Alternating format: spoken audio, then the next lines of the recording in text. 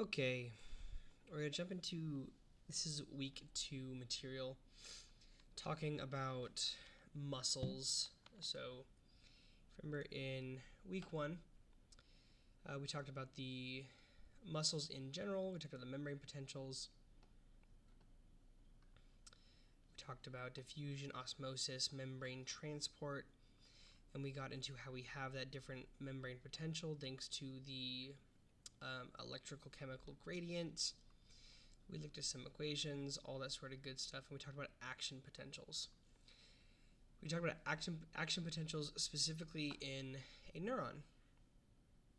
Now, the neuron itself,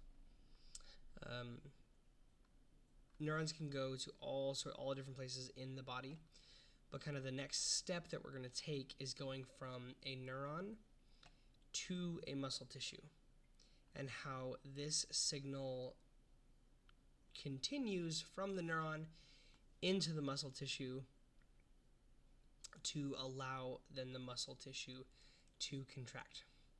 So we're talking about muscle fiber action potentials.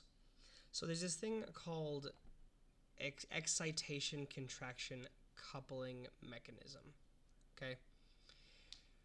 Where we have right here, we can see this is a neuron. Specifically, this is one of the little ending axons, an axon terminal in the motor end plate, coming from a nerve, from that central nervous system. So it goes from the brain, down the spinal cord, out the spinal nerves, and then all the way out to wherever the muscle is. And that's kind of the nerves that we then know from anatomy. We look at like the brachial plexus and the lumbar plexus, the sacral plexus, those kind of things, going out to innervate all of the different musculature.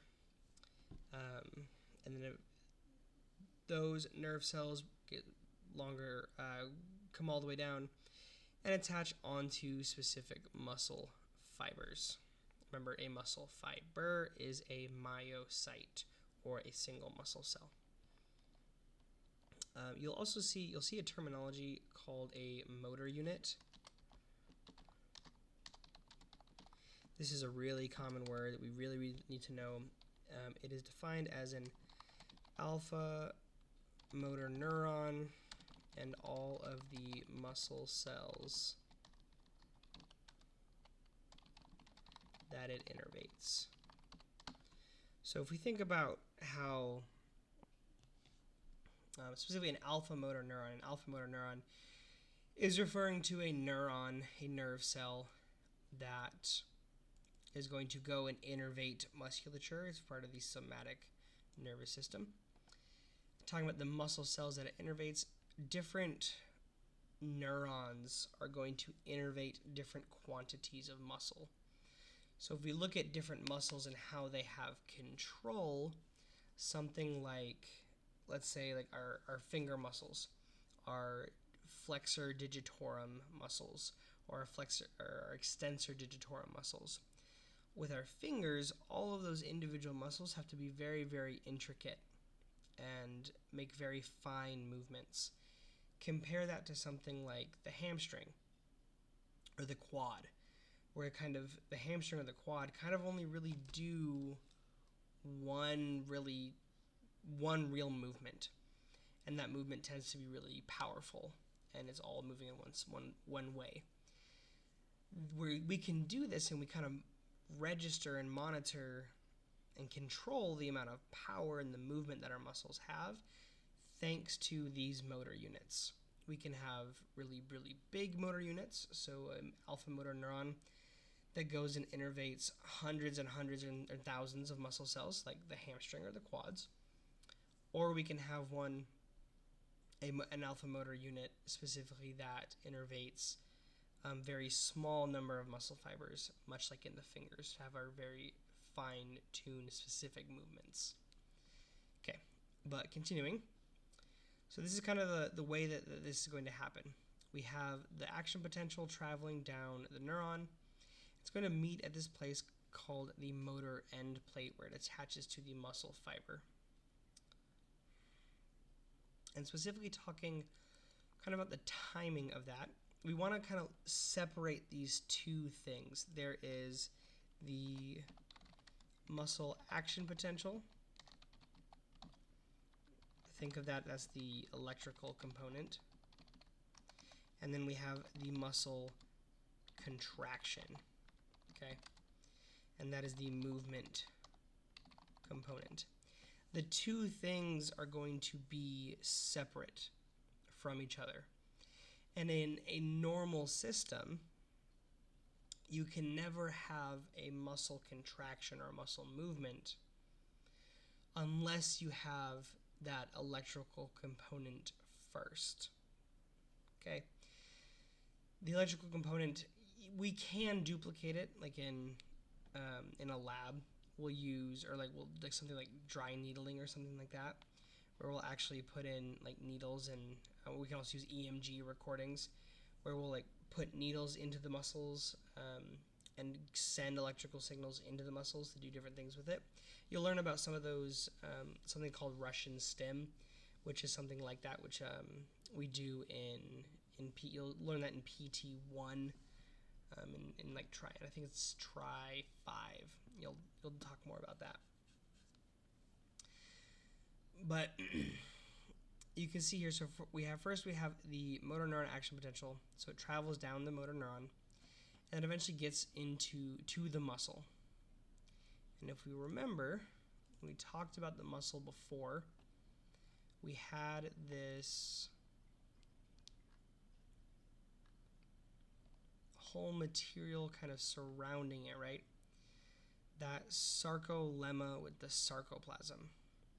And we have that sarcoplasmic reticulum. Let me find, there's a good picture. See all of this blue all around here? That sarcoplasmic reticulum, as well as these T tubules all through here. And that sarcolemma is that membrane. So kind of those openings of those T tubules, those areas, we're going to have that the nerve cells come down here and attach here at at the terminal at what they call that motor end plate, and it's going to pass. We'll get into exactly how it does this, how it excites it, but there's some chemical signaling that goes on here to pass the signal onto the sarcolemma, and that is going to pass and go down into the T tubules and go all the way through all of the muscle tissue. And that's how we eventually get it to pass through and get all the way into all of this other tissue.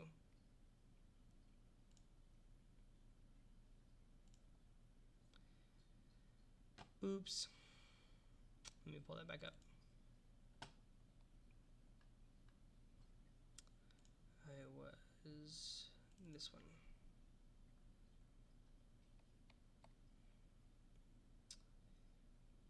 Okay. So first we have the motor neuron, electrical signal occur. Then we have it passes to our muscle fiber. And you can see the main difference that we're looking at right here is the resting membrane potential of a muscle cell is closer to -80, whereas in the neuron it's -70. So if we see a chart, that's going to be one of the ways that we know. We want to remember those specific numbers to help us identify what kind of cell that we're looking at. Okay? So we get the we get the action potential from the neuron. It transfers through that end motor end plate into the muscle fiber. And we have the action potential within the muscle fiber. Now, after that, we can see here, this is when this occurs. After the action potential has gone into the muscle fiber, later on, that's going to be inside of what we call this latent period, which means that the muscle itself, nothing is happening. It's still in a completely relaxed state. Then we get what's called a contraction phase, where the muscle begins to contract, and a relaxation phase. We'll go over exactly how muscles contract and how they relax a little bit later. We talked about it a little bit in the last lecture, in the muscle lecture, but we'll get a little bit deeper into it, exactly like the inner workings of that. So the muscle contraction is comprised of 3 separate events. First, we have somatic motor neuron action potential, so that motor neuron Somatic motor neuron, we'll also call it an alpha motor neuron.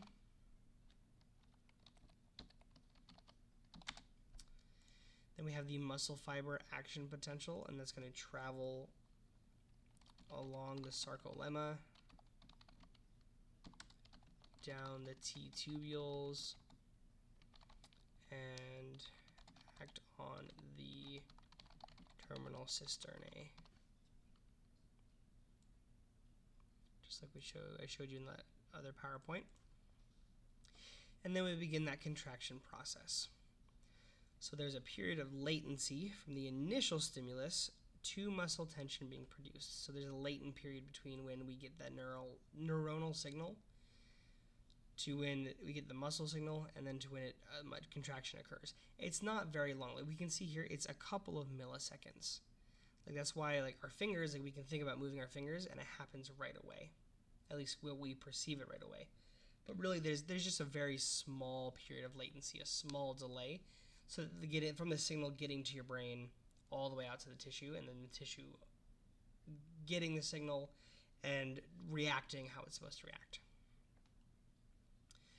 So there's a period of latency from the initial stimulus to muscle tension being produced. Relaxation begins when the muscle fiber is no longer being stimulated. Okay, and that's this first video, muscle fiber action potentials.